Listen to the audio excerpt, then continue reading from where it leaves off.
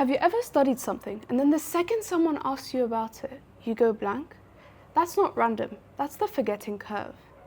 By the end of this, you'll understand why that happens and what to do about it.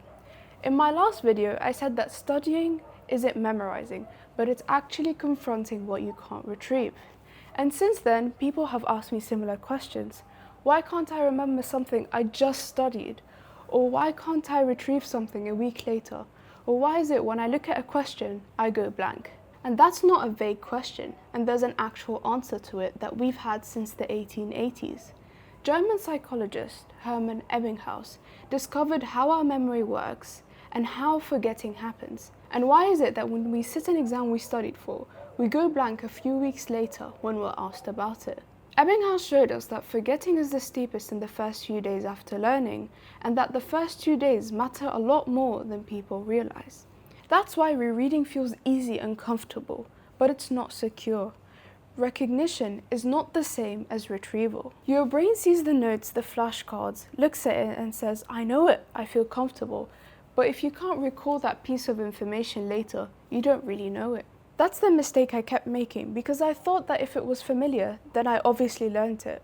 But familiarity is a lie when you can't retrieve it when it counts. And Ebbinghaus didn't stop there. He tested cramming, the thing we all do before an exam.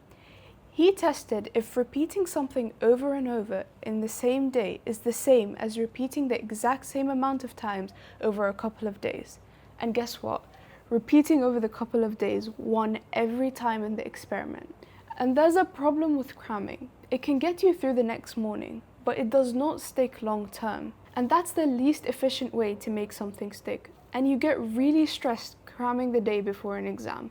I've been there and you've been there, and that's not the way to learn. Because you're repeating something while it's still fresh, and not exactly right before it's about to fade. And this also matches his wider research.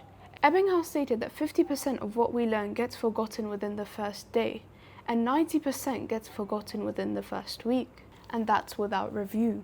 A later meta-analysis confirmed that reviewed over space-time is way better than cramming, just like he said, and that's consistent across different study types. The good news is that you can interrupt that curve. The fix is not to study harder, it's to retrieve the information earlier, then retrieve it again, and then come back to it before it fades. So if you want a concrete retrieval system, and the one I use, I'd suggest to retrieve the information the next day, then 3 days later, then a week later, then 21 days later, then visit it a month later, and finally just before your exam. That's the real pattern, not rereading, retrieving. So the moment you studied something and blanked, that's not proof that something was wrong. That's just the forgetting curve, and now you know how to break it. Comment down below if the system helped you learn better.